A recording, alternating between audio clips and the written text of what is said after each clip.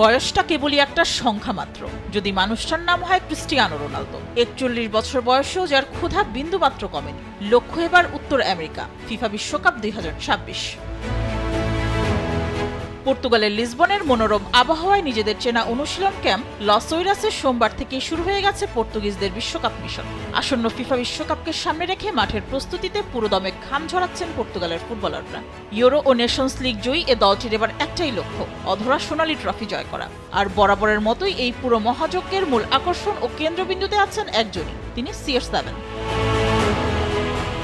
Canada, Mexico এবং যুক্তরাষ্ট্রের যৌথ আয়োজনে অনুষ্ঠিত হতে যাওয়া এই বিশ্বকাপটি রোনালদোর ক্যারিয়ারের ষষ্ঠ বিশ্বকাপ। ফুটবল ইতিহাসের প্রথম ফুটবলার হিসেবে ৬টি বিশ্বকাপে খেলার এক অনন্য রেকর্ড গড়তে যাচ্ছেন ৫ বারের ব্যালন ডিওর জয়ী এ মহাতারকা।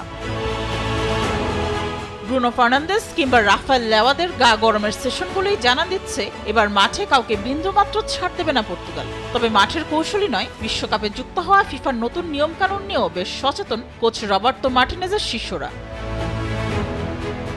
মাঠের লড়াইয়ে আগামী ১৭ জুন হিউস্টনে ডিআর কঙ্গোর বিপক্ষে ম্যাচ দিয়ে বিশ্বকাপের যাত্রা শুরু করবে মার্টিনেজ বাহিনী। তবে মূল লড়াইয়ে নামার আগে চিলি এবং নাইজেরিয়ার বিপক্ষে দুটি প্রস্তুতি ম্যাচ খেলে নিজেদের ঝালিয়ে নেবে রোনালদো, ব্রুনো ফার্নান্দেজরা। ফিফার নিয়ম অনুযায়ী বিশ্বকাপের প্রথম ম্যাচের অন্তত ৫ দিন আগে দলগুলোকে পৌঁছতে হবে বেস ক্যাম্পে। প্রস্তুতি ম্যাচ শেষ করে ফ্লোরিডার পাম বিচে নিজেদের নির্ধারিত ট্রেনিং ক্যাম্পের উদ্দেশ্যে উড়াল দেবে পর্তুগাল দল।